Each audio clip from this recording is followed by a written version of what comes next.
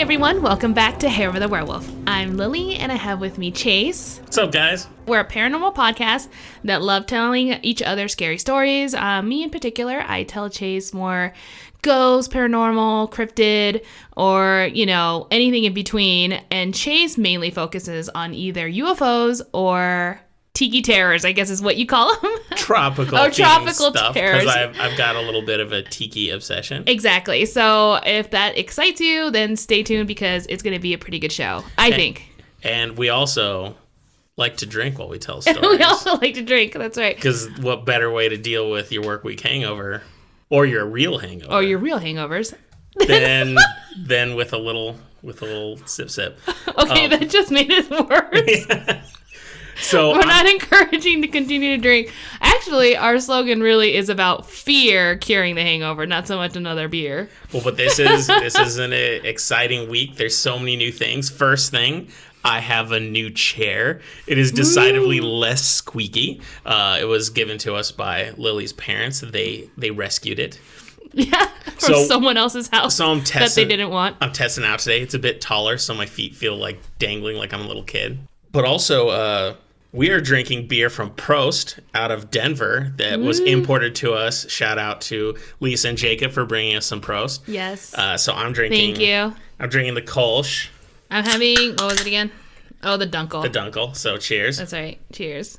But what other things happened this last week? I mean... So much. We watched the Oscars, which I don't even want to talk about because I'm going to put as little effort into talking about the Oscars as they did in the Oscars this year. Well, actually, you just put in way more effort than they did, right? So we They should didn't even stop. show us clips or nothing. And nothing. It was a really disappointing Oscar, so that, yeah. To be fair, I never really watched the Oscars before you or anyone, but you and Lisa really got into it. So, you guys made it into a game, so of course I'm going to play. Yeah, we do, we have scores and points and everything like that. Which I won. Yeah, you won this time. And I didn't see any of the movies. Well, most of our guesses were all blind this year because instead of showing us clips of the hair and makeup, they just said their names, and I'm like, well, we can't even tell what they did. Yes, that one makeup artist I know really well. Those three that we know. Specifically 3 ones, yes. It was nothing. Rubbish. But we did have a good movie-related thing. Lily got me to watch a classic horror film that I had never seen before. I knew what it was, but I'd never seen it before. And all you who've seen it are like, how the hell has he seen it? She got me to watch The Lost Boys. I'm so happy you finally saw it. So I love that movie. Had someone told me that Corey Feldman was in it, I would have probably watched it 10 years ago because... at least, teenage acting Corey Feldman is awesome. Yeah. I like him in the Friday the 13th. I like him in, he played Donatello, or at least the voice of Donatello. Yeah. Goonies, Stand By Me, all that fun stuff. But it was a pretty fun movie. I liked it. I mean, it's not scary. I mean, it's horror because it deals with vampires. No, it's not scary. It's just 80s fun vampire movie. But it has that one chick who was in Twister. Yes. I don't remember her name. Psychiatrist or whatever she is. Exactly. I don't remember her name, so no disrespect to her. I know, I don't remember. But I just look at her, I'm like, I know her. And you're like, yeah, you do. Just think about it. I'm like, Twister! She was the chick that we all hated in Twister when we were young. But I think her character in Twister is really funny because it's like Mrs. Doubtfire, that when you watch it when you're a kid, you hate these characters because they're getting in the way of the main characters. They're like, oh, they're stopping true love or something like this. But as an adult, when you rewatch it, you're like, wow, these characters are actually not bad people. They're actually probably in the right. Because I hated her when I was young, but when you watch it as an adult, you're like, no, she's not a bad person at all. She's actually a really good person. Yeah, she was pretty decent. And she gets screwed over just because we want to see Bill Paxton and Helen Hunt get it on. I know, which was weird. Yeah. We shouldn't have cared so much. But so I was excited. So I got to see a new old horror film. It's new to me, and that was a lot of fun. So yeah, I was hoping that you would like it, and I'm glad you did. So that happened. Oh, I do want to bring up the whole drinking game thing. So usually we'd be doing it for this episode. However, because it's the first episode of the month, I think we mentioned that before. Now, that doesn't really work with our style. We're a lot flakier than that. So we're probably going to end up doing it either next episode or just basically when it works out. I like to think that they're going to be spread out like surprises. So who knows when we're going to do them. And we'll try to give you guys a heads up on the social media going into it in case you want to plan to drink along with us. Yeah, exactly. I think that would work a lot better. Not just for us, but people who might want to like listen to it while we drink, and then they drink as well. We have another shout out to Joe, because when he was over, the first thing, he stopped by to say hi to us the other day, since we're all part of the vaccination club. Oh. First thing he says is, "Can I see the wheel?" I feel like I wish it was a lot more epic now. Like, I mean, it's a cool wheel. It works, and but it's like this tiny little thing. It is pretty small. So, I don't know. It's like, I guess the wheel is the first celebrity from our show. Yeah, it's actually not... Spin that wheel. It's not as small as the wheel in The Office, where Pam makes, like, the chore wheel. But it's somewhere halfway in between, like, from that one to, like, a regular size. The one that she had. So, I don't know. I like it. It's cute. So, since we've got beers in tow, tell me what are you going to tell me today? Oh, yes. So, I have a story today. It is called Riverdale Road. And it's in Thornton, Colorado, which is in Denver. Which is funny because we actually are drinking Prost, which is from... It's from Denver, yeah. From Denver, right? So it all matches. That was not intended. Well, this was a story suggestion, wasn't it? It was a suggestion, again, from Lisa. And a lot of you probably remember her as the funny girl from the bonus episode. So that's her. Yeah, so Riverdale Road, it's a very windy and long road. It actually stretches to 11 miles, if I recall. I did pin drop on Google Maps because I needed to see what it looked like. And yeah, so it's like a two-way street, so there's only one lane on each side.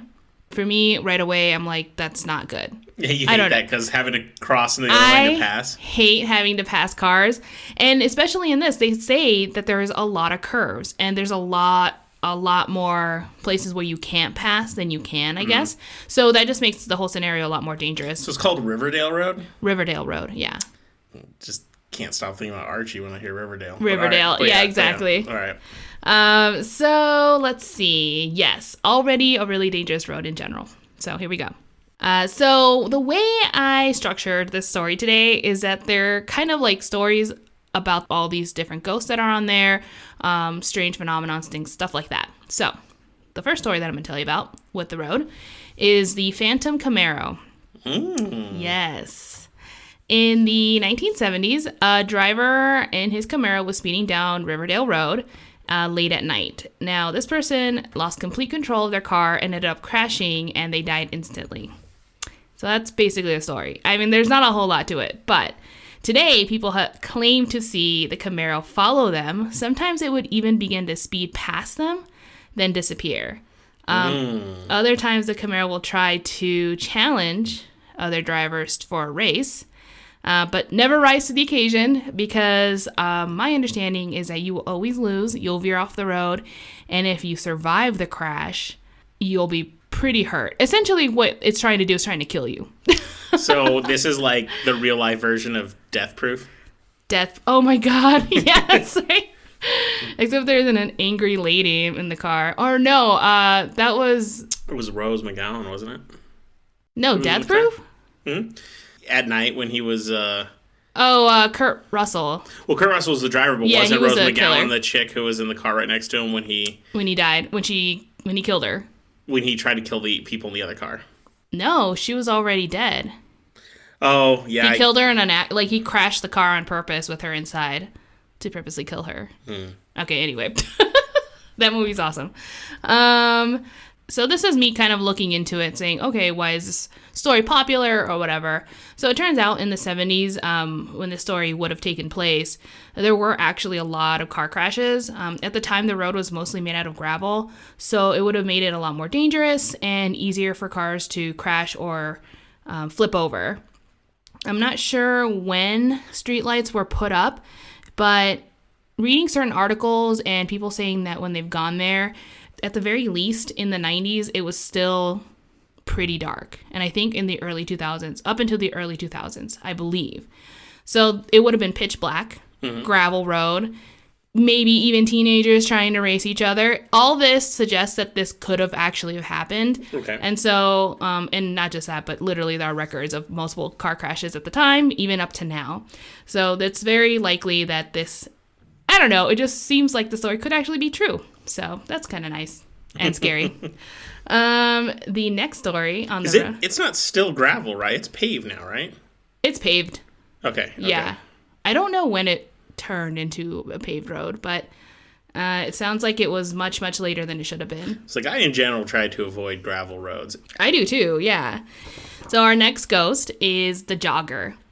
There have been actual incidents where joggers did die. Unfortunately, they will get hit by cars and die on the side of the road. Those stories, like I said, they are true.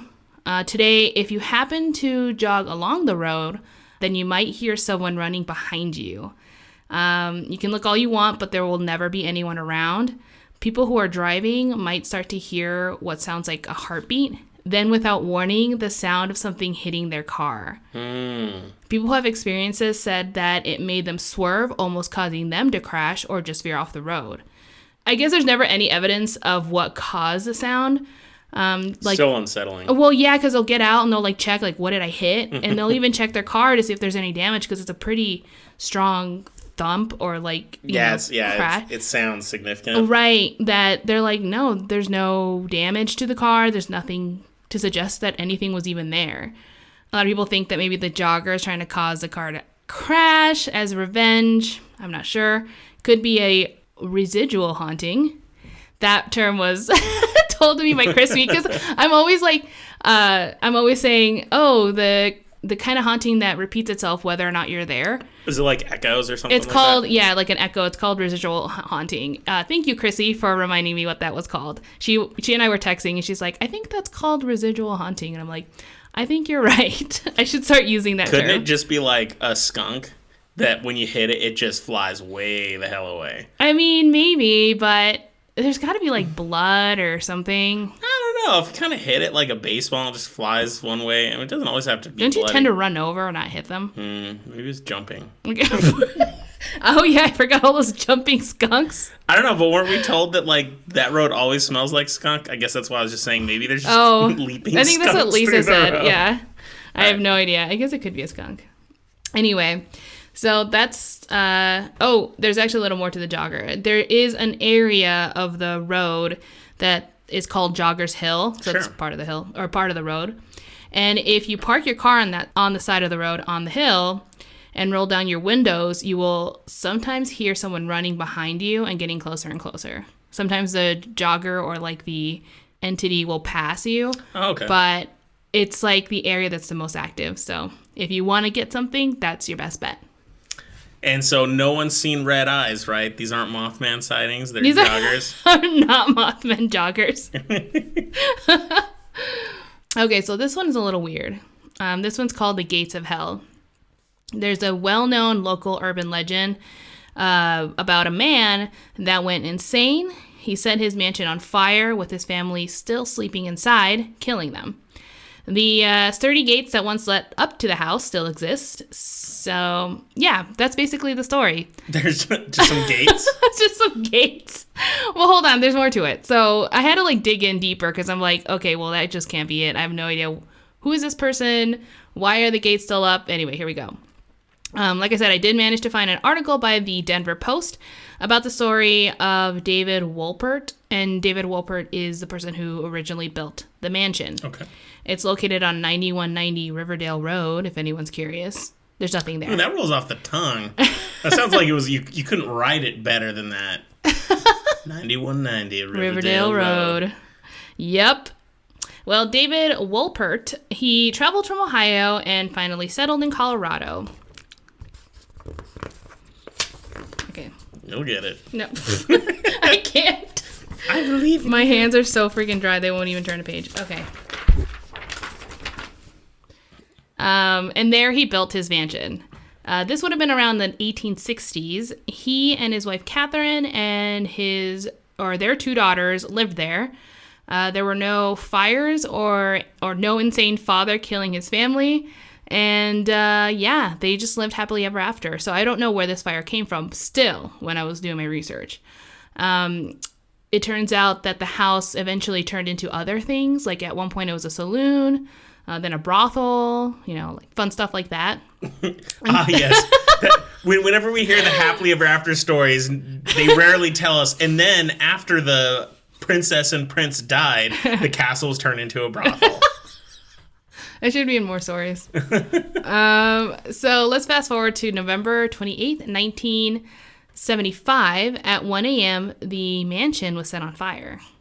No one had been living in there for a really long time, so no one died. How did they know 1 a.m.? Maybe that's when the call was set. Someone saw it on fire. I was just thinking 1 a.m. sounded so specific. I didn't say it ignited at 1 a.m., right. but I think the call was made at 1 a.m. Okay. Yeah. Local police believe that the fire may have been started by squatters. Not uncommon. Was it Randy Quaid? He's just going around setting houses on fire. No, please don't sue us. So the Denver Post reported that, quote, the flames Friday left only remnants of the wall of the main building plus a smaller structure in the rear, end quote. So I think I just put that quote in there because I think it really solidified the fact that the urban legend is inaccurate, to say the least. Oh, yeah. But of course. I think it just blended those two stories together and then added a crazy father. The owner of the property eventually demolished, so the person who owned it at the time, completely demolished the building because after the fire and just after being out there for so long, it just been constantly getting vandalized. With that said, people say that the gates are still on the property. I wasn't able to find it on Google Maps or even get a good picture. I don't know where the freak these gates are, but apparently they're there. So anyway, people say if you're able to find these gates, that sometimes there are black dogs roaming the area. Usually a bad sign. It's usually something demonic. Actually, the gates of hell. I think they call them hell dogs or something. Really?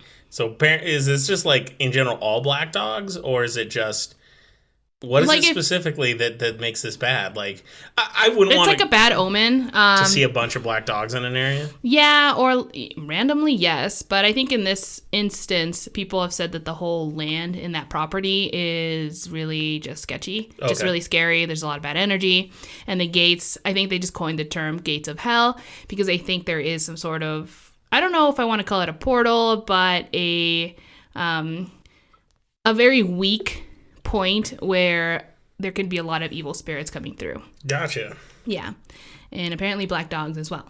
So, but what there is an underground room where the house used to be, because it used to be a wine cellar beneath the house. Okay. So that still exists. And from what people have said that have gone there to explore, that a lot of times they feel very strange energy. Sometimes they even described it as the air getting heavier the closer you approach the entrance of the room, which leads me to my next story, the demonic / satanic / witch activity that appears to be rampant around this road. Exciting. Let's do it. There have been evidence of people practicing dark magic or satanic rituals in the old cellar. The most common thing that people seem to find are just imageries of objects that you usually use during the black mass practices. In case you don't know, I don't know what you know. I don't know much about black magic rituals. Okay. I'm actually okay with my lack of knowledge, as it's not really something I'm that, too interested in delving into. Well, get ready, because I'm gonna let Sweet. So does light as a feather, stiff as a board count? Because I know all about that. Yes, it doesn't actually. It's my favorite weight loss supplement. Just wait. pretend you're thin and light. Oh, okay. I was like, you trying to lift with your fingers, or you pretending you're super light? No. That's not in this, unfortunately. So black mass, that basically just mimics and mocks the Catholic mass. So it kind of does everything they do, but they try to perverse it. They try to make it bad. Yeah. I had to stop myself from going into a real deep dive on this because there's just so much information, and I started getting really fascinated. And I'm like, hold on. That's not what we're talking about here, people. You started getting... I started getting really crazy, and went on a divergent trail of research. But I couldn't help it, so I did find out a little bit more about it. I wanted to know at the very least the modern Black Mass rituals, or at the very least, like why that even, like what we think about it today in relevance to the story. This was, to my understanding, up to the 1960s, there actually wasn't any official writings or instructions for rituals of the Black Mass.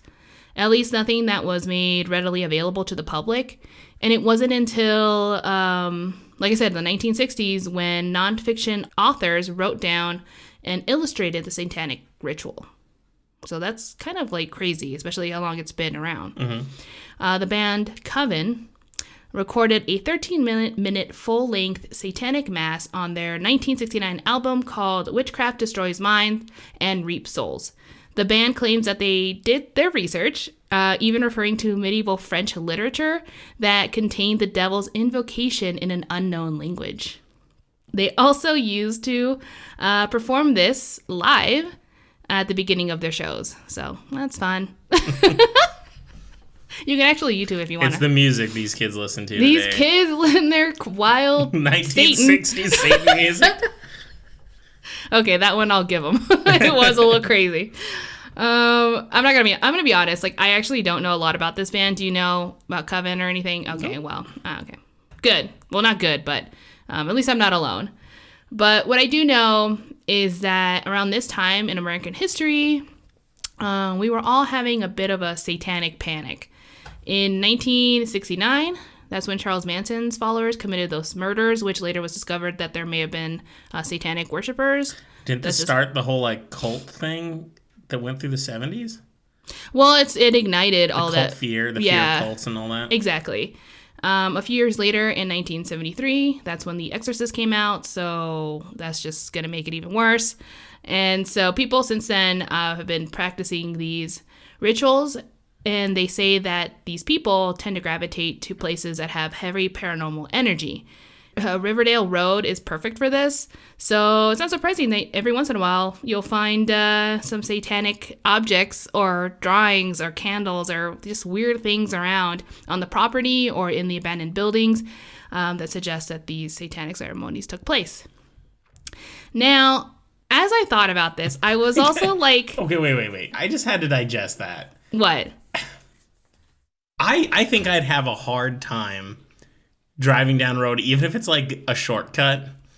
I'd have a hard time driving down it if I knew pretty regularly they were finding like satanic ritual stuff just along the road. Well, it's not like, oh yeah, they've got it's not right on the side of the road, but it's like you have to be on the road to get to these like, not turnoffs, I want to say, but just maybe drive into the field and then to get to a house that was abandoned or in the middle of a field. I mean, there's like a lot of nothingness around.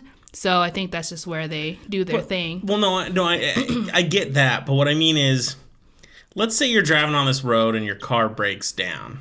You're fucked. Well, I was going to say, the kinds of people that happen to be on this road seem to be the kinds of people who are doing this. Like, I don't need a car to pull over, filled with a bunch of Satan worshippers. Like, oh, do you need help with your tire? I'm like, no, I'm good, man. You know what's my favorite? I think Lisa says that she drives on it all the time. She used to go, or I don't know if she still does, goes to work and then comes back sometimes on that road. She either takes that road or a different one, but when she said it, she's like, oh, and it's super haunted. I'm like, why would you do this? And now I'm reading about it. I'm like, oh my God, there's like terrible people on this road. Or ghosts, I should say. Anyway, that is the Satan ceremonies. Oh, and like I said, I wasn't surprised when I heard that certain groups or satanic worshipers tend to gravitate towards these places. But I'd also like to argue that I think, and I'm just going to say it, they might be a little responsible from the negative energy that is causing the, a lot of these things. It. Yeah, I was like, I don't know. Who was it? Is it that they went there to do it, and then because it was already a portal or haunted? Sounds like the chicken or the egg thing, huh? I mean, potato. What is it? What's going on here? Okay. Speaking of American history, I'm just going to jump into slavery. Along the Riverdale Road, many slaves worked, lived, and died there. More accurately, they were murdered and hung on the cottonwood trees that aline the road. People today, when they drive down the road, swear they have seen a body hanging from trees. What? I'm going to say when you asked her, you said, did people bring the bad mojo? I think we just proved. Who brought the bad mojo? Yeah, I was just like, I think the fact that they hung slaves along this road, that was bringing the bad mojo. Yeah, like it was there before these modern, satanic worshipers got there. I'm looking at you, old white landowners with farms. Yeah, that's really uncool. Mm-hmm. Exactly. So, like I said, sometimes people do see people hanging, and of course, it freaks people out. They pull over thinking, oh my gosh, maybe someone like committed suicide or something. But no, there's never anyone ever there. So that's just kind of depressing. Yeah. Jinx, you owe me a house. Sorry about that. Other cool things that happen on the road are bloody signs. There's a story of a boy who got hit by a car on his way to school, and he died when people have claimed to see what looks like small child's bloody handprints or words that spell out "help me" on these signs that are on the road. So, just like the Thornton 5 Mile Road signs, like those there's kinds? Something, yeah, like it could be a slow down or curve ahead kind of signs, just any signs. And they'll be on multiple ones along the road. Like if you see one, they're gonna be there the entire time. So I'd find that incredibly unsettling, but at the same time, it would be the easiest to do prank. Exactly, it would. So I think if I saw it, I'd be upset, but then I'd have to keep telling myself, oh, it's probably just teenagers. It's just a prank. It's just a prank. Totally just a prank. There's not a dead kid here. It's just teenagers being jerks. Just keep driving and hope you don't hit a jogger, I guess. So the next thing I'm going to talk about that people experience on this road are shapeshifters. Wait, what? Shapeshifters. You've never heard of that? I mean, I've heard of I've not like, okay, what are you going to think? What do you think I'm talking about? Well, I was going to say in science fiction books, yes, shapeshifters. I mean, I guess we also have skinwalkers. Okay, yeah. That's basically what I'm referring to. Oh, okay. Yeah, so before Riverdale Road even existed, Native Americans have told stories that shapeshifters wandered the land. Reports from people that traveled the road or live nearby have seen these creatures at night.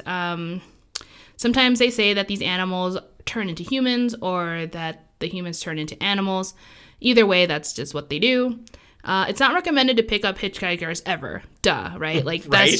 that's just me. But here we go. It sounds like this road might be a very specific but place. It's especially terrible and not recommended to pick up hitchhikers here. Mm-hmm. Are you hearing me, people? Don't do it. Okay. So, like you mentioned before, the skinwalkers. A lot of people say that that's what it is, and I got confused because I thought they were different, but I'm not sure.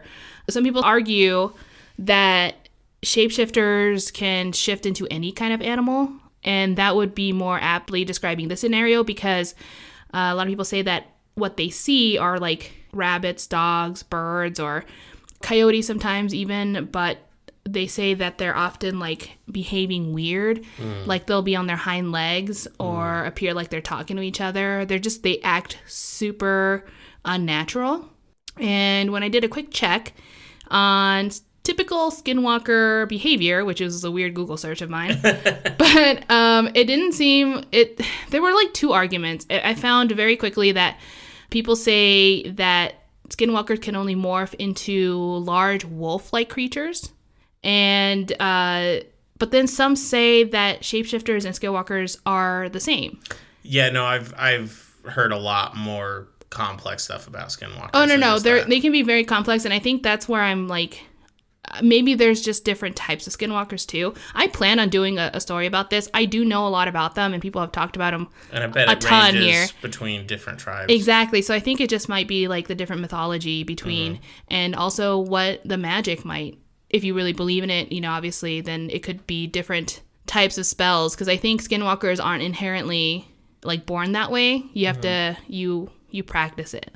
I think. I mean, again, I haven't done the research. We'll save it for the episode. We'll save it. Do that. But yeah, so I guess in the end, if you really want to think about it, it's kind of like saying that a skinwalker and a shapeshifter are like saying Bigfoot or Sasquatch. It's like, just different terminology. Yeah, that's how I figured it was what they meant. So we'll do a story about that. But they are around Riverdale Road, so be careful. And I'm going to just jump into personal experiences I found, articles and YouTube people who have gone there etc. There was an interview of a ghost hunter. Her name was Stephanie, or is, I'm sure she's still alive, Stephanie Smith on News 9, who shared her experience during an investigation. Her first realization was that on one side of the road, which would have been the west side, made her feel especially nervous. Stephanie said that when she walked on the east side, it wasn't very, like she felt fine, like she was anywhere else. So I thought that was weird. So there's a haunted side to the road, according to this woman. Yeah, in her investigation. So during this, she continued to walk along the west side of the road when out of nowhere she saw a figure walking towards her. And this would have been at night. At first, she couldn't make out who it was. Obviously, it was not her team because she knew where everyone was at that point. She said that immediately she felt uneasy and started freaking out.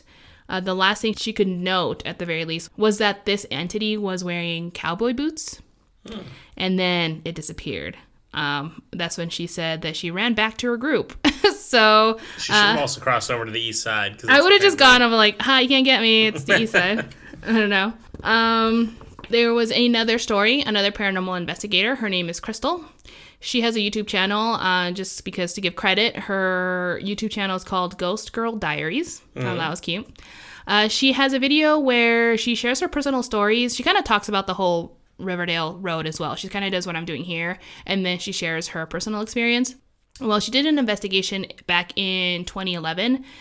She's a native to Colorado. In fact, she used to live near Riverdale Road at some point, and so she knew the area very well. So because of this, her team, she basically guided her team this entire time and led them to places where she had in the past had tried investigating as well, but this was more of an official investigation with a lot of people, equipment, etc. Yeah, do it right. Exactly. So she says that when she was walking to an area that she had gone to plenty of times, that about 30 minutes in, she started to notice bodies of water not form around her, but they started to appear. So she's like, oh, there's like lakes and stuff like that. That's weird. She's never seen body of water. She's been here before. What's going on? So she kind of like, shrugs it off, I guess, and they start to set up their equipment. And as they're doing this, they can hear the sounds of some chanting in the distance. To her, it sounded like it was Native American ceremony. So she didn't say like it was threatening or like weird. It was just more like we all know what that sounds. We've seen a lot of performances. So I at least definitely understand what that sounds like. So it wouldn't be weird, except it was weird because there was nobody around. Like, there were no lights. You would have seen at least something indicating that there were people around. It's like she could hear it on the wind as opposed to they were literally right there. But it was close enough to where she'd be like, in theory, I should be able to hear them or see them.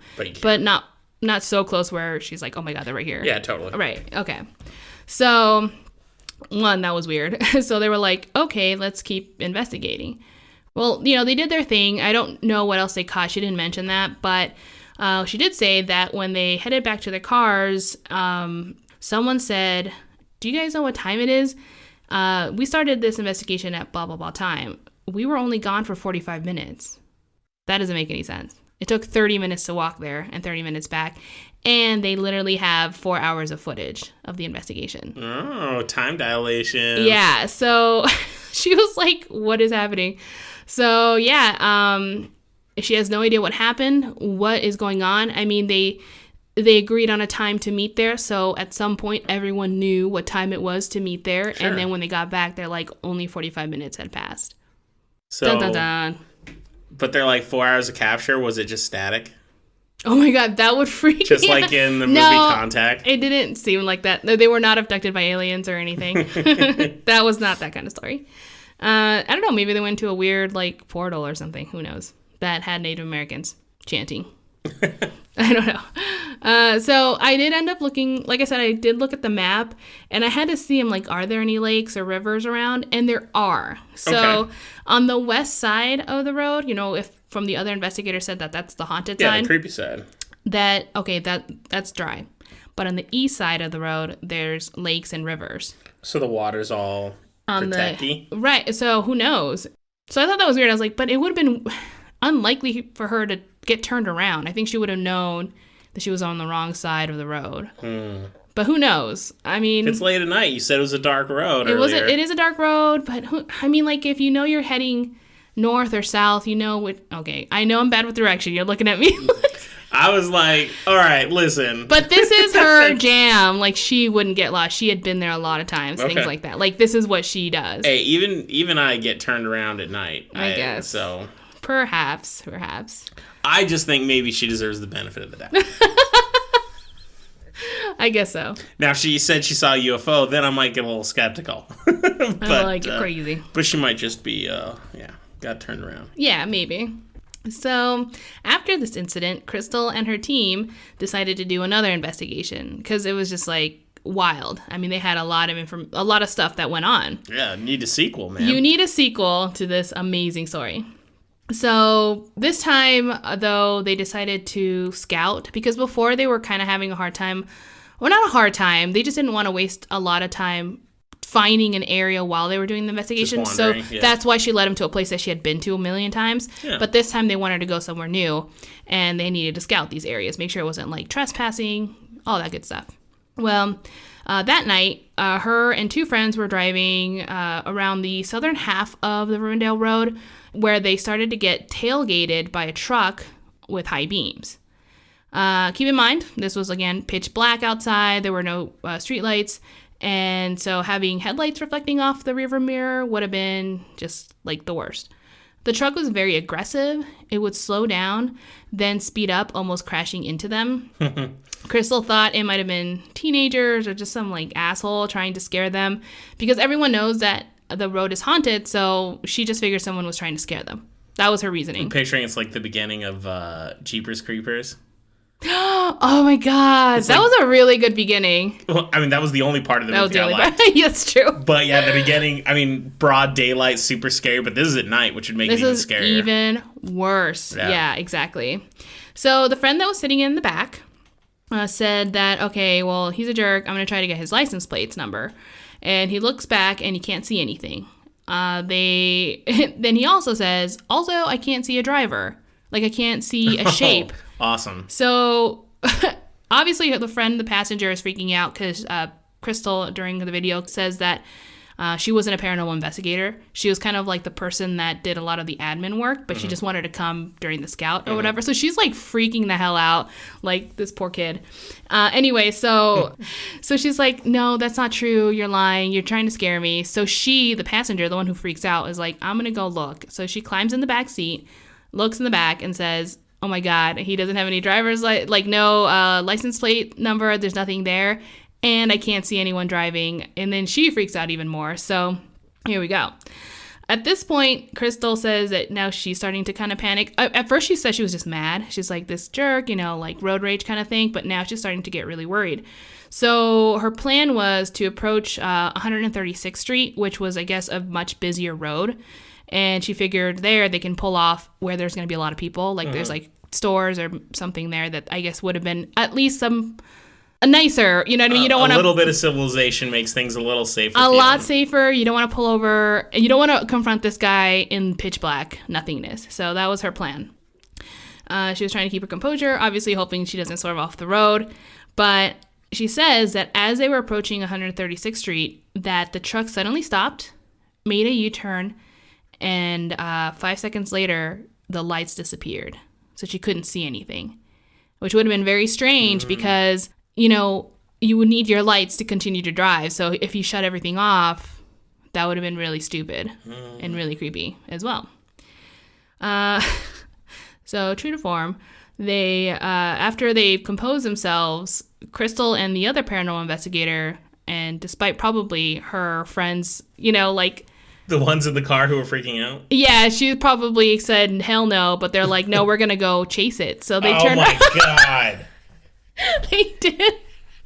They're like, so we're going to go back. So all these times when we watch horror movies and we're like, why would they do that? No one would do that. Oh, my God, they Apparently did it. People do this stuff. Oh, and then she also says, we also knew that our phones were dead, but she's like, it was a one-in-a-lifetime opportunity. So I'm like, girlfriend. Yeah, it could also be the one chance they have of the dying last time that day. you do anything. No, I mean, seriously, at this point, if something bad happened to him, I'd be like, you know what? I can't feel bad for you because you knew how stupid this was. They were convinced at this point that it was a ghost. So it was like, okay. Which makes it worse. I mean, I don't know if it makes it worse, because I think a killer would be killing, but a ghost might... That killer be killing. And so a ghost would be like, oh, it's kind of like a luck of the draw. Maybe he won't hurt you. Who knows? Okay. But anyway, so they go back and they're like, we're going to go find this truck. Especially since the lights were off, theoretically, they should have been able to pass by this person, maybe even see if they were really there, but they weren't.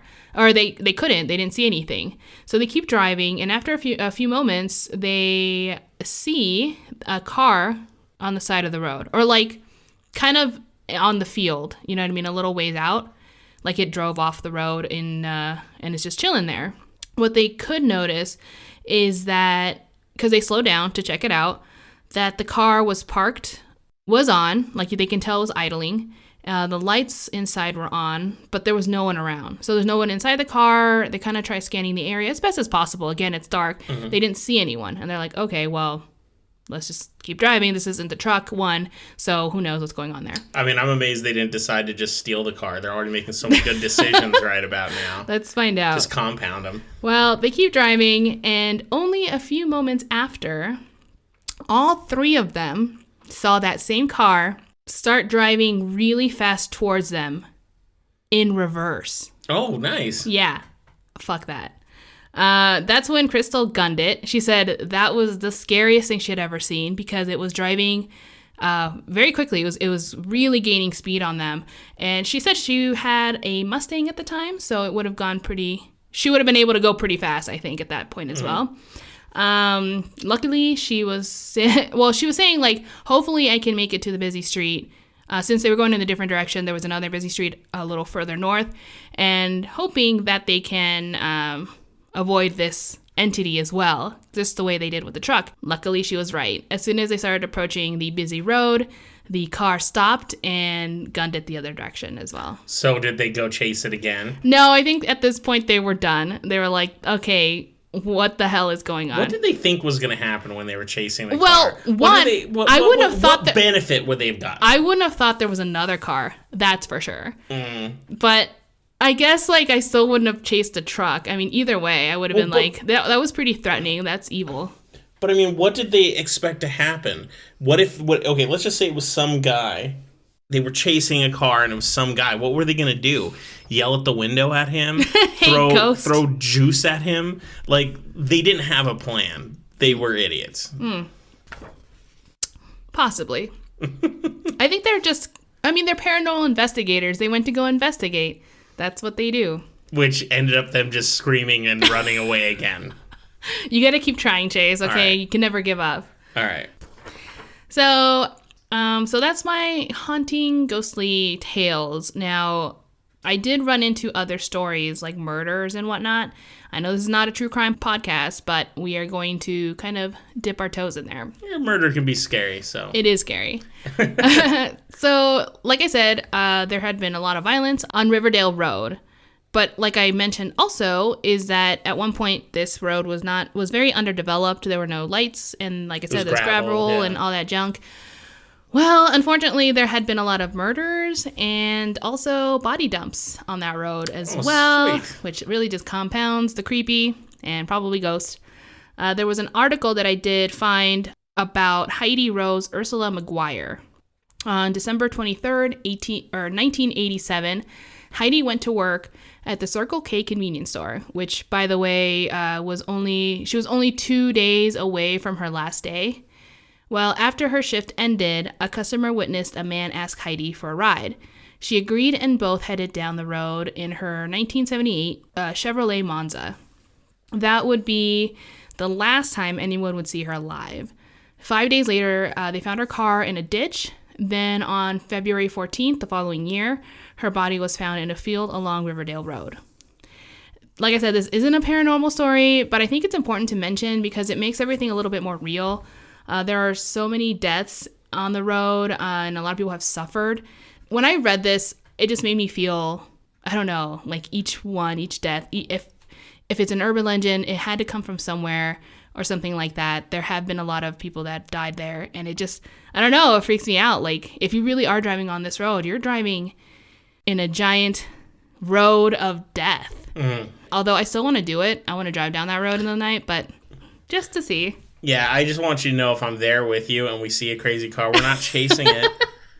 No, I doubt we would chase it, but we might get chased a little bit. So it had a history of being where they killed slaves. Yes. They find witchcraft and satanic ritual stuff along the road. Mm-hmm. Body dumps.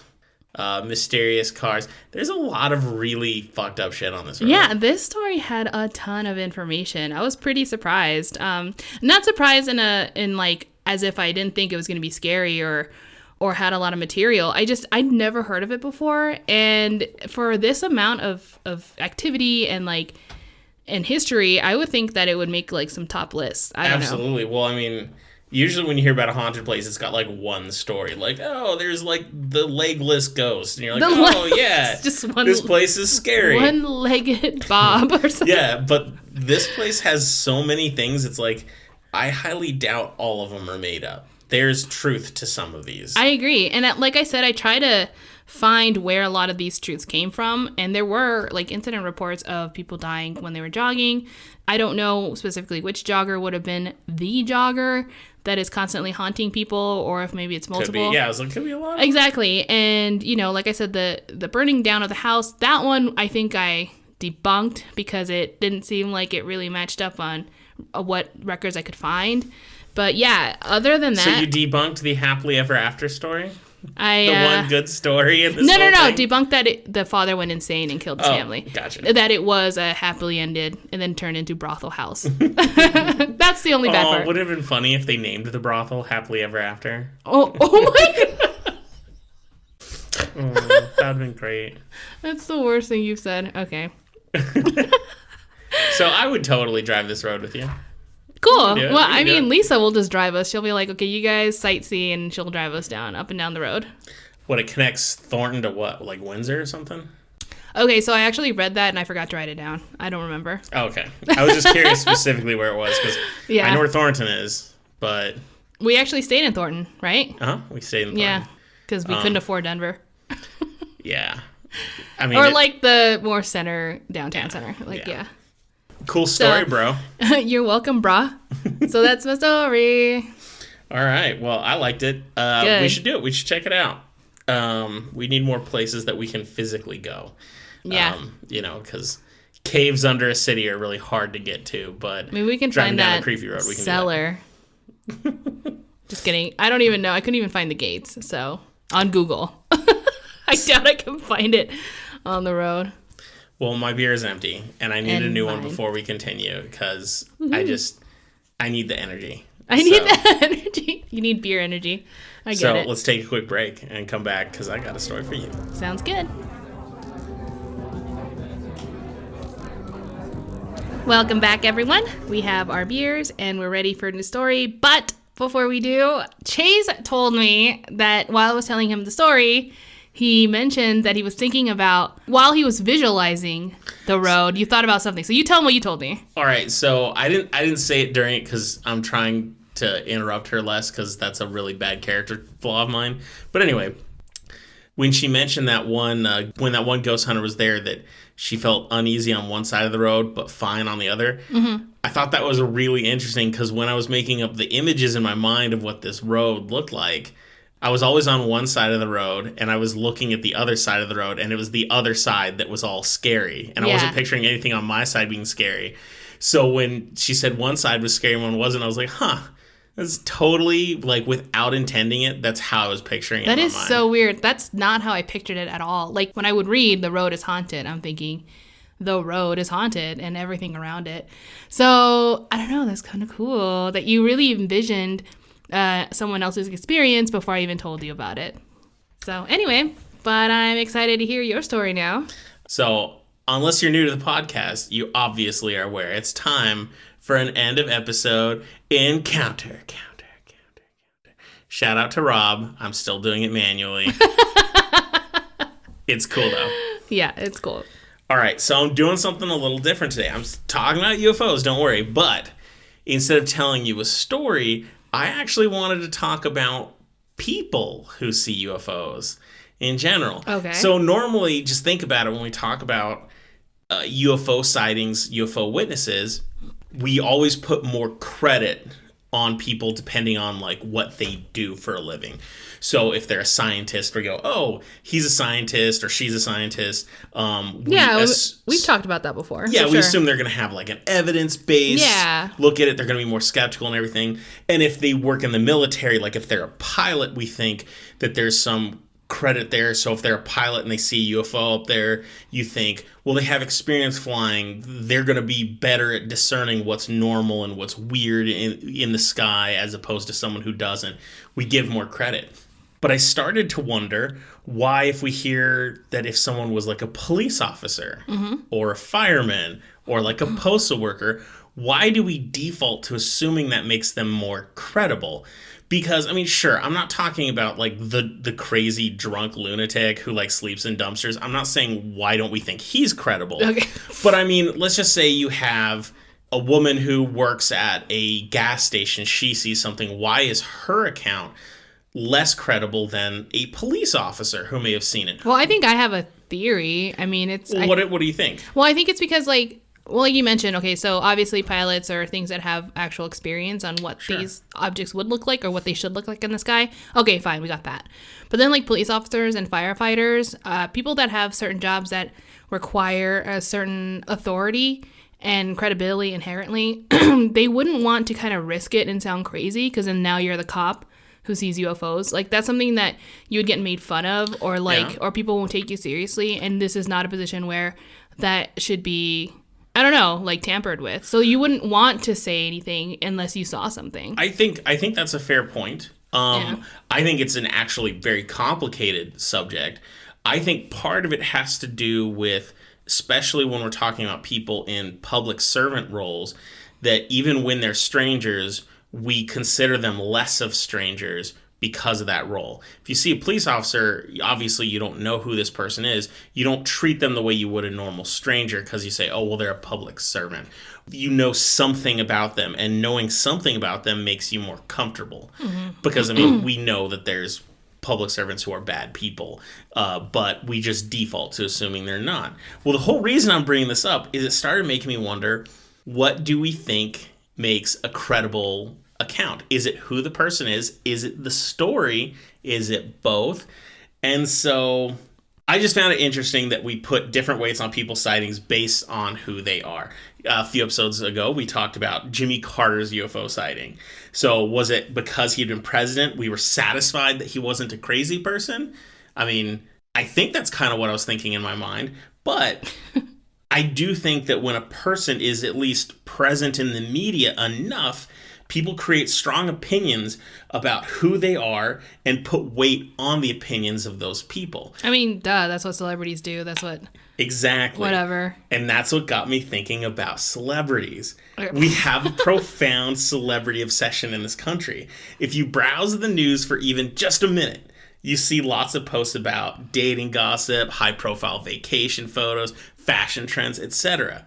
There's even that one horror show that you like watching, where celebrities tell their ghost stories, right? Yeah, it's a fun show. I think it's called literally like Celebrity Ghost Stories. All right, yeah.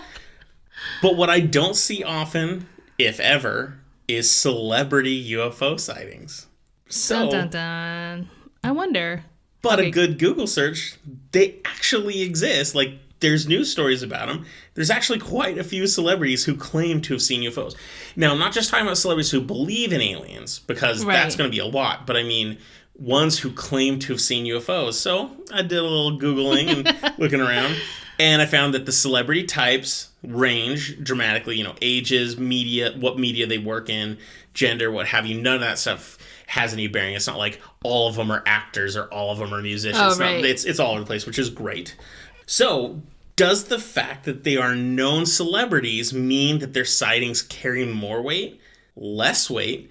Does it change people's opinion of the celebrity if they think they've seen a UFO? For good, for bad?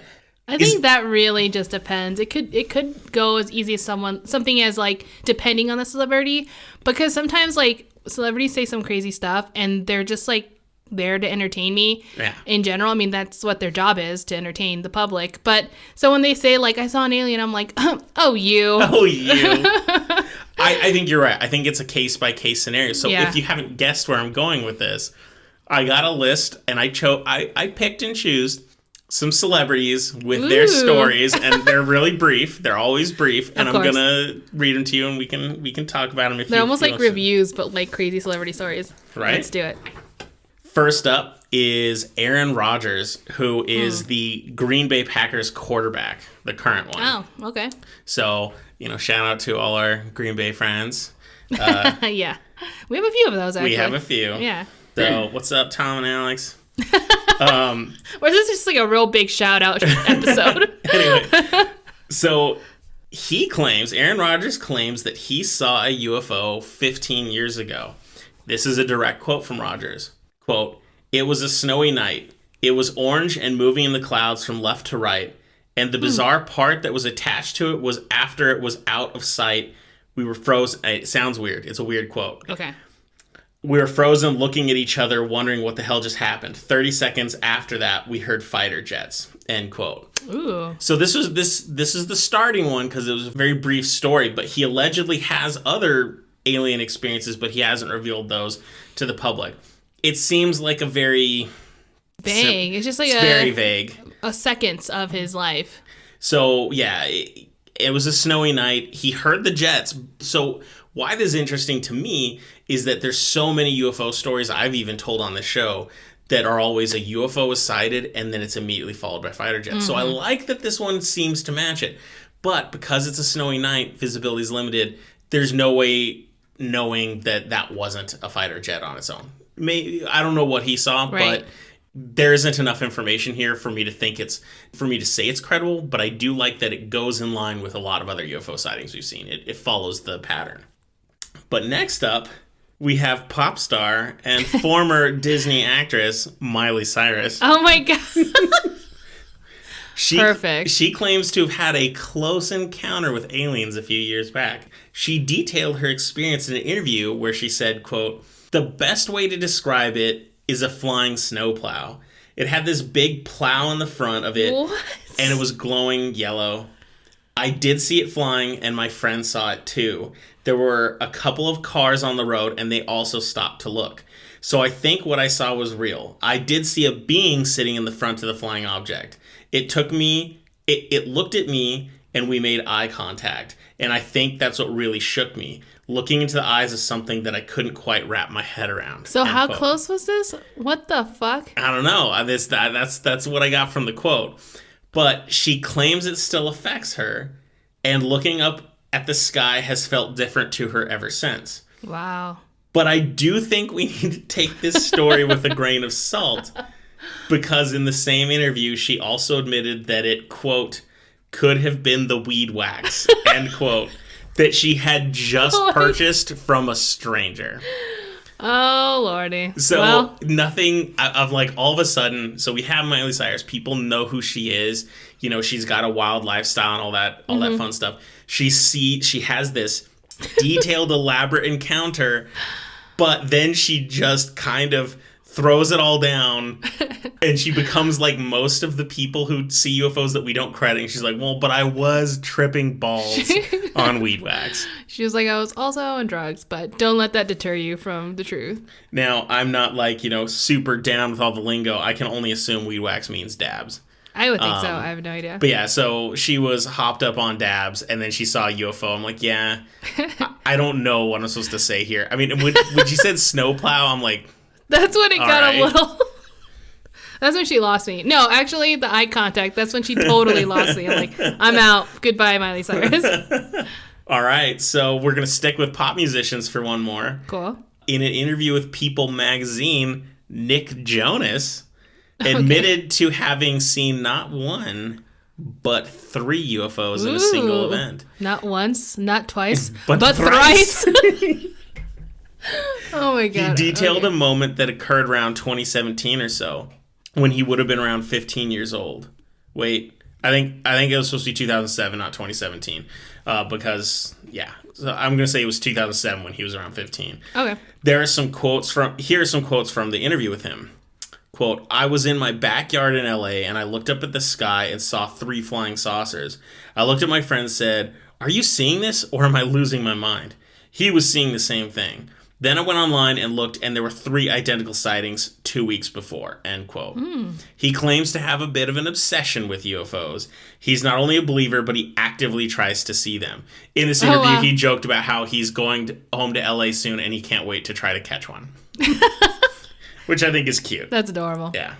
So he should listen to our show, is just all I'm saying, because we got a lot of good stories. Absolutely. Now, if we go a little further back in time, boxing legend Muhammad Ali was a firm believer in UFOs and claims to have seen many of them, going so far as to say he has had at least 16 sightings. Holy shit. Right? He collected film and photos of alleged UFOs. In an interview with Johnny Carson, he claimed to regularly see a UFO on Tuesdays and Thursdays. I'm not making this up. That is interesting, though. Right? I mean, I've never really heard someone talk about regularity. That's new to me. But this was his quote from the interview. I watched it. I had to write this down. Like, I had to rewatch it like twice to get it right. He said, "It's 4 and 5 in the morning. Seriously. It's like a big bright star, and you see it moving, and it will go up and disappear and get real small like a pinhead, and then it'll come back and it will shake, and it might move over here and then go over here. This is not my belief. This is anyone who has eyes belief," end quote. This is what he said. Okay. He claims that the UFOs he has seen in his many sightings are cigar shaped. His sightings always mention that they move bizarrely, often using the word dancing. Okay. He also claims that the UFO sightings are regular. He's one of the only people I know who talks about regular UFO sightings. Yeah. But we should also note, we joked about Miley Cyrus being high. We should note that Muhammad Ali, when he talks about these, does show signs of paranoia, because he does also claim that the UFOs are watching him. Aw, that's sad. At one particular mountain retreat, the sightings got so regular that even his business manager, Gene Kilroy, spotted one of the UFOs. Up to that point, Kilroy had just thought all the UFO stuff was Ollie's vivid imagination. Oh, hell no. Okay, that's creepy. Yeah.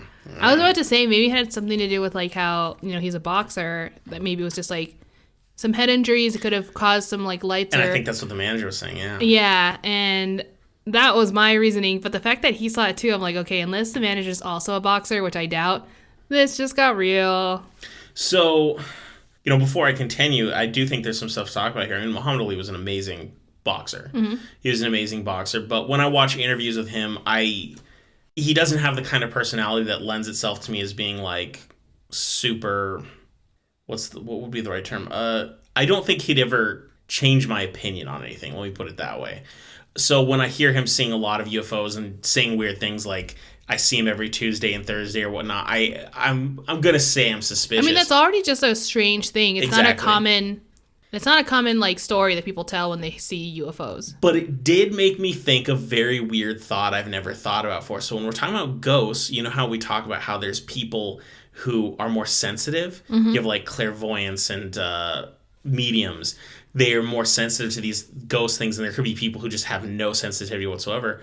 Part of me was thinking, what if there's some people who, let's just pretend, if we're just saying they're aliens, they're in our atmosphere, they're doing stuff now, but only some people can see them because I see what you're saying. Something about their technology they're using makes it mostly imperceptible, but that there's a few people who they're just a little bit different, they can see them. And I was like, what if he's like the medium equivalent of a UFO spotter? Okay, I'd never thought of that idea before. Thought of that, but like... It's outlandish, but well, I think it's interesting. We don't know what kind of technology they're using. It could be like, we're just manipulating their mind so they can't see us versus we are literally shielding ourselves with like magic or something. And with with absolutely no intention of trying to sound rude when I say this, but I'm saying it with honesty, is maybe getting punched a few times in the head gave him the ability, like unlocked it or something, It just reminded me, and this is not in any disrespect or whatsoever, but for some reason, like the whole wavelength, they're like seeing something differently. It reminded me of that episode of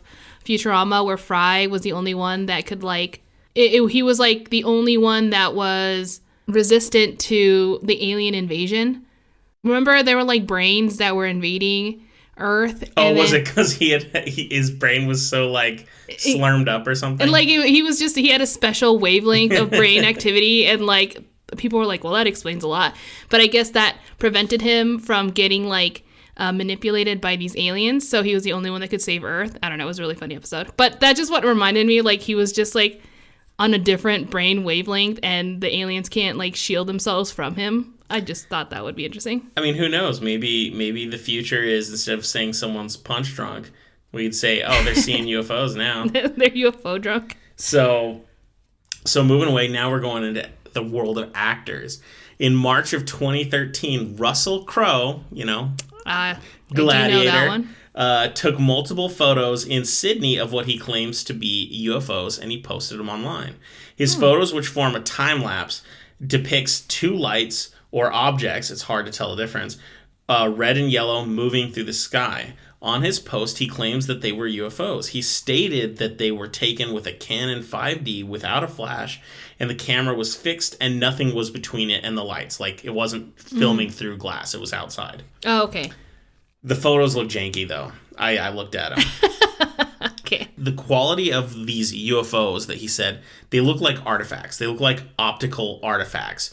Like light shimmering through a lens. Okay. It looks like a weird thing. Like if you wore glasses, I know what you're trying to say. He had to specifically say there was no glass because it totally seems like something reflecting off of glass. A YouTuber by the name of Para Breakdown, who devotes his time to debunking paranormal and supernatural videos on YouTube. Nice. They're actually pretty fun to watch. He did a breakdown of this, and he makes a very good and compelling case that these are lighting effects of passing boats on the river below, and that it was that if Russell Crowe had witnessed this with his own eyes instead of just seeing it through the camera that was taking time-lapse overnight, he would have been able to tell, oh, it's just the boats. And he shows, because even though you see the sky, you can also see the river, and it just looks like there was boats going by, and it's just reflecting off of it.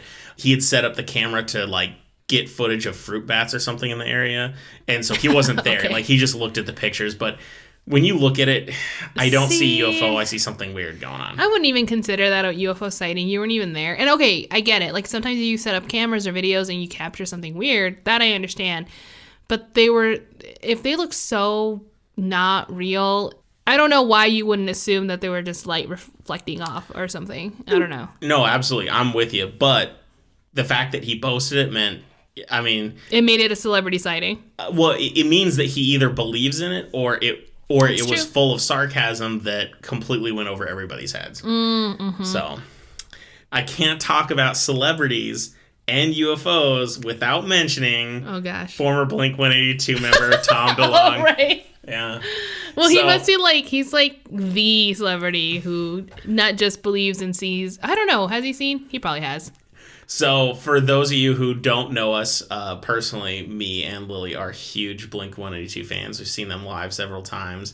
So, I actually take... I mean, we grew up with them, so... Or, I definitely did. Yeah. And so, I do take some pleasure in whenever Tom DeLonge goes on to his crazy person rants, because... what is he going to do now? Exactly. So, this is the same musician who claimed in a 1999 interview that aliens exist in your butt. Despite all this, he's gone on to make a serious life pursuit of UFOs. Yeah. In recent years, his musical exploits have taken a huge backseat to his investigation into aliens, UFOs, and government conspiracies. In a 2015 interview, DeLonge gave a detailed account of a mysterious event that occurred to him while he was camping with friends near Nevada's Area 51. Nice. So he said, quote, "My whole body felt like it had static electricity, and I opened my eyes, and the fire is still going, and there's a conversation going on outside my tent. It sounded like there were about 20 people there talking, and instantly my mind goes, okay, they're out at our campsite, and they're not here to hurt us, and they're talking about shit, but I can't make out what they're saying, but they're working on something. Then I close my eyes and wake up, and the fire's out, and I have about 3 hours of lost time." End quote. Oh, God. Tom DeLonge is so adamant about the existence of UFOs that this is now his full-time job. He claims that he is going to release stuff soon that will change people's perception of the universe. Only he said that a while ago and he hasn't done it yet, so I'm not sure. Yeah, we've been waiting for a while. So, I mean, I like that we have someone who has money and interest and he's really looking into it. but he hasn't actually given me any information that I think is particularly interesting. Didn't he write a book or has like a lot of videos that does discuss like his interviews and whatever information he has so far? Yeah, he keeps saying that there's like a big thing, but he's done a lot to really get information out there. But I mean, at one point I read an interview where he claims that he has met aliens at a military base. Okay. But the thing is, I can't find out if he was saying that in a joking way, because this was a long time ago before, you know. Oh, before he got serious about it? Before he got serious. And sure.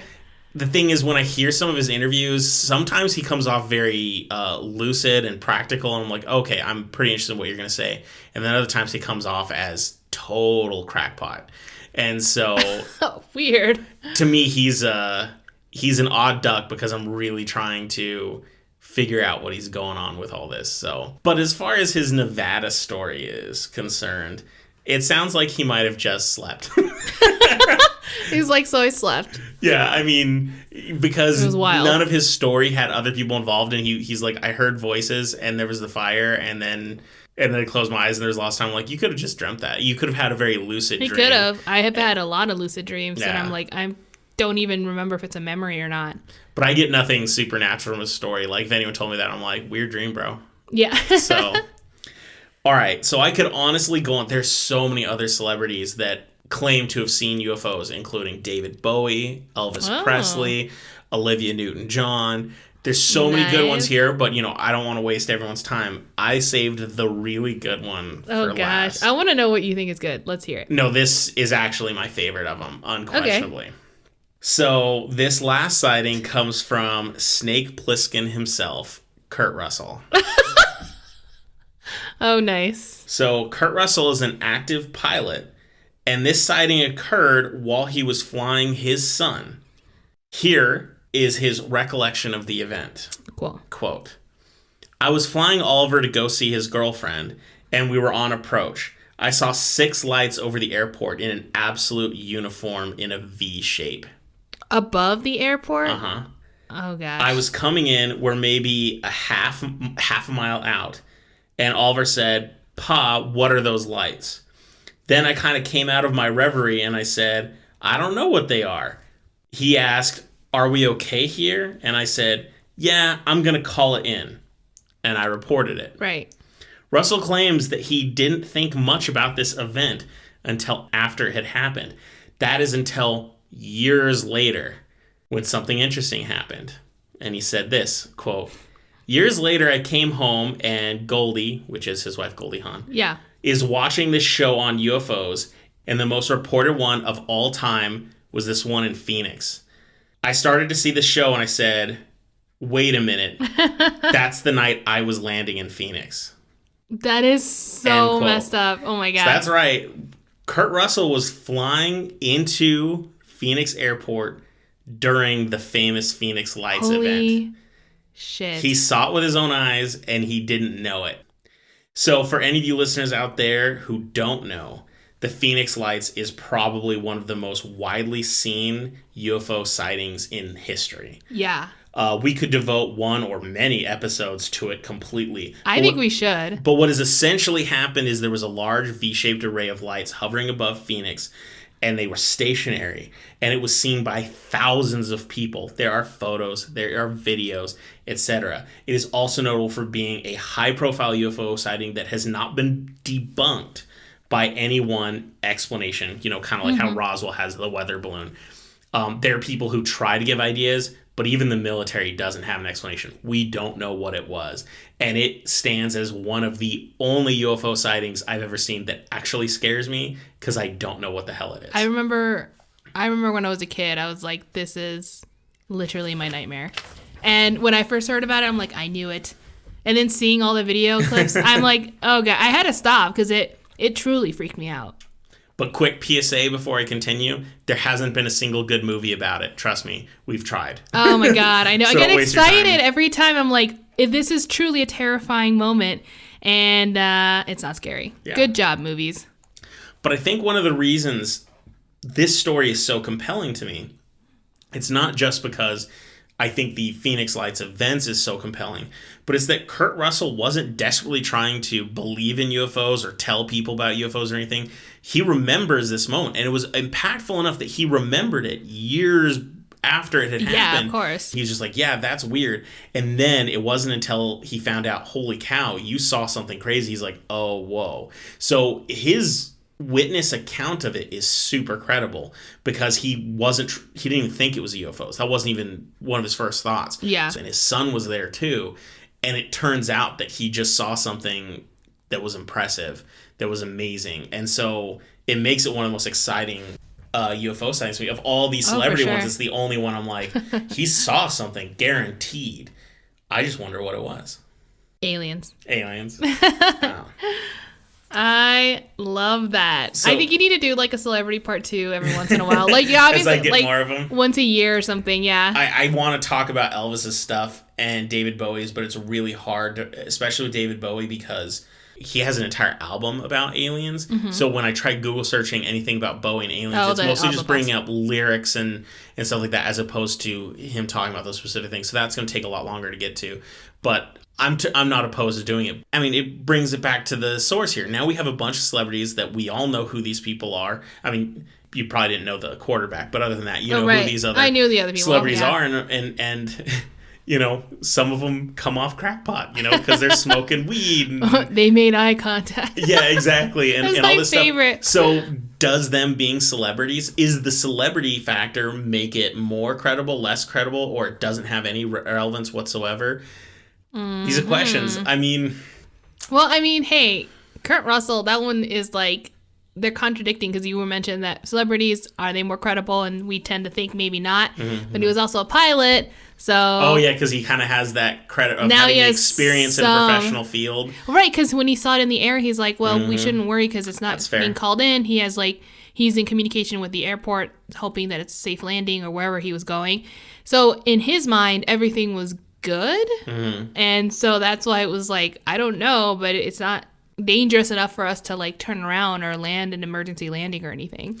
Well, I would say of all the stories, Kurt Russell's is the one that I think his has the most credit for all those reasons. Like you said, the pilot, but also because it ties directly into a very well-known event. Yeah, exactly. But I'd say Miley Cyrus's...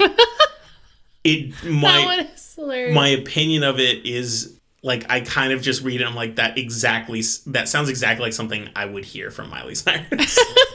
It's like, I believe she would say something like that, but I don't know if I believe her. Yeah.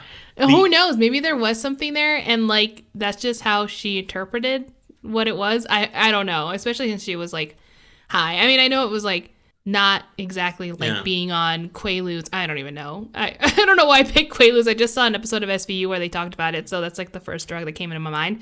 But it could have been like anything else that actually does have some hallucinogenic kind of quality to it. Absolutely. Who knows? It could have had it though, because she bought it off a drug dealer she didn't know. It could have had like one of the articles about it said that she bought it from some stranger just like minutes before or like an hour before on the road or something. I'm like, yeah. Right. I mean, you got to admit, if you're a drug dealer and all of a sudden a celebrity walks up to buy something, you're like, I got to make sure I don't give them the shady stuff, because if they get sick and hurt, then it's on them. Right. People are gonna care. Yeah, so there are more. Maybe I'll do this again. It was a little different what I was doing today, but I thought it was worth talking about. It's so fun. I really liked it. Yeah. Thank you. So that was the end of episode Encounter. Perfect. That was perfect. That was absolute perfection. Well, that I think brings us to the end of our episode.